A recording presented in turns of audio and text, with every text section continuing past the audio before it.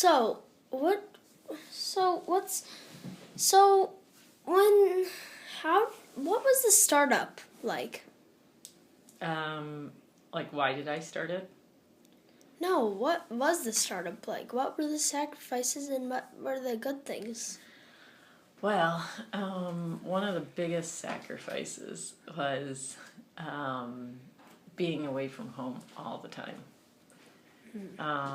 Because when you start a company, you have to work 24 hours a day, 7 days a week. And you also sometimes have to do a lot of traveling to meet all the people that you need to meet to help you get it started. So you have to travel to meet customers, you have to travel to meet investors, and basically it means that you have to devote your whole life to the company. And that means that if you're married or have kids or have friends or sisters and brothers or parents, you don't get to spend as much time with them. That's the biggest sacrifice. So what do you want your company to be called? I named my company Think Circa because what our company is about teaching critical thinking. And when you think critically about things, you make claims, you support the claims with evidence, you explain your reasoning, you address counter-arguments, and you use audience-appropriate language. Yeah, and what does CIRCA stand for? That's what it stands for. Claim, evidence, reasoning, counter-argument, and audience. Okay, let's jump right ahead to teamwork. What's the hardest part about teamwork? The hardest part about teamwork is the thing that we actually teach. It is being a very good communicator, being collaborative, coming to a discussion or trying to solve a problem. Basically you have to be solutions oriented. That means that instead of figuring out whose fault something was or what problem there is, you really have to figure out how can we solve the problem? How can we turn this into an opportunity to make it something more awesome? So let's say you don't have a whole lot of money, which most startups don't. Instead of sitting around complaining about how little you have, as a team, a really good team says, okay, well, let's figure out how we can do this with no money. Let's just figure it out anyway. So really good creative collaborators figure out how to do things, and ultimately they end up doing it kind of better. I always say that a problem is an opportunity in disguise. Now, have you ever combined your ideas? And would you consider your team good? Mm-hmm. Yeah, I mean, you really cannot build a company without a good team. It's like trying to build a rocket ship all by yourself. There are many different skills that people need to have, and there are very few founders or entrepreneurs who have all of them. In fact, one of the qualities and skills of a great entrepreneur is being able to convince other people to come work with you, even though you have no money to pay them, and you don't even have a company, really. All you have is an idea. And so I was able to bring 2 co-founders into my company way back when I had $0, and all I had was this really, big idea. And I needed somebody who had technology skills, and I also needed somebody who had business skills. Because I had education skills, but I couldn't code myself. And I had never run a company or a business. So I had to find people who brought those experiences and that skill to my team. So, what was the best part about it? About starting a company? Mm-hmm. The best part about it is solving a problem that had not been solved before. Yeah, but what's the best part about working with a team? Collaborating with them? Mm-hmm.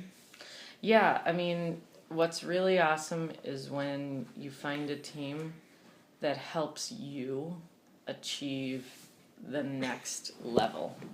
You know, like each one of us has, like, we might have strengths, something that we're good at, but the best part of an awesome team is that if you surround yourself with people who are awesome, it actually kind of is like, it's like getting superpowers.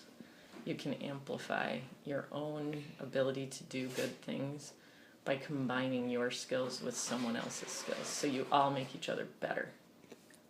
And, okay, so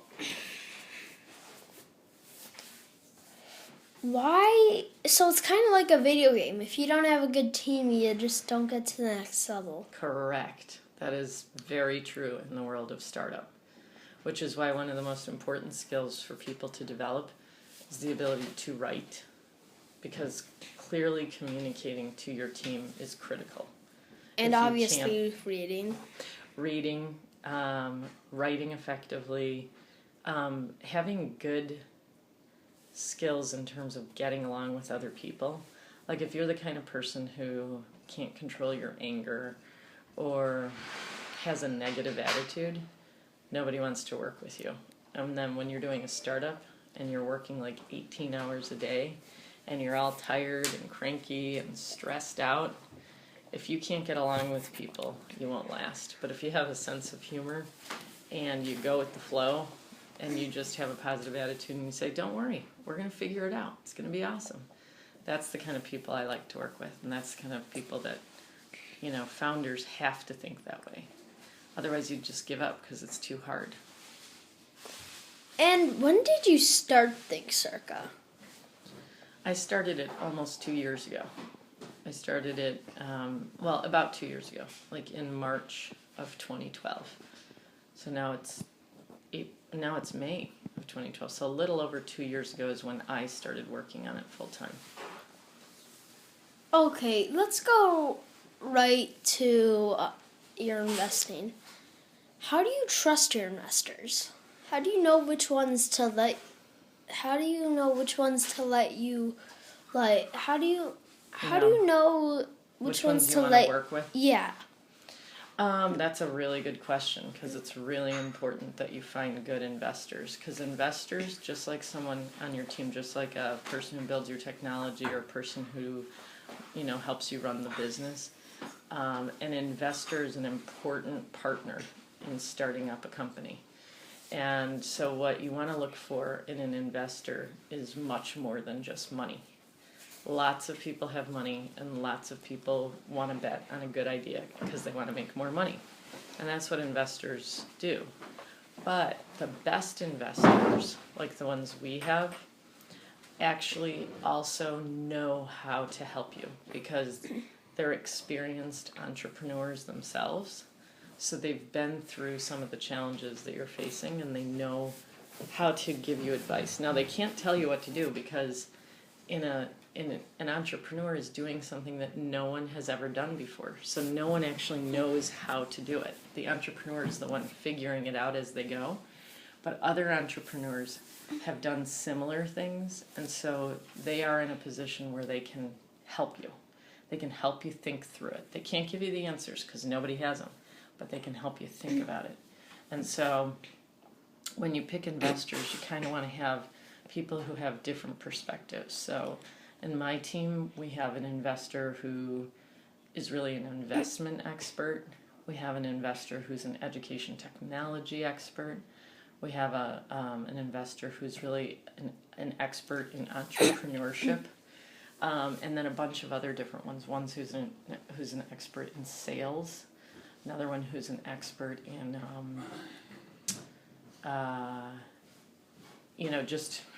maybe another salesperson. So you think really you're good. set? Yeah, I mean, you can always use more help in a startup. But yeah, you got to pick your investors wisely because you don't want to work with a jerk. Even if they have lots of money, you don't want them. I have a question from a investor's perspective. Mm-hmm. Why don't they just go buy a mansion in the Bahamas and a Ferrari? Why do they help other companies? Because, you know what? Because I mean, Money. Yeah, go ahead. I believe most investors are actually entrepreneurs. If they help other companies that are on the same topic as theirs, that could be dangerous for their company because it would be counted as competition if it turns out good. Mm-hmm. Well, I think most entrepreneurs who became very successful and have lots of money enjoy watching another person build a business, and they like to help them. It's sort of like, some people volunteer to help kids with homework because they know how important it is to do well in school, and maybe it's because they've done well in life because somebody helped them in school. It's sort of the same thing with entrepreneurship. If they have seen somebody, or they've done well, and they want to sort of help somebody who's coming along behind them, a lot of entrepreneurs like to do that because entrepreneurs tend to be the kind of people who don't want to just sit around doing nothing.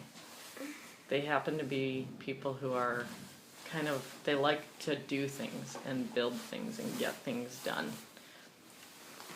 So you can't do it without an investor. There's no way you can. No, there's lots of people who build companies. It's called bootstrapping.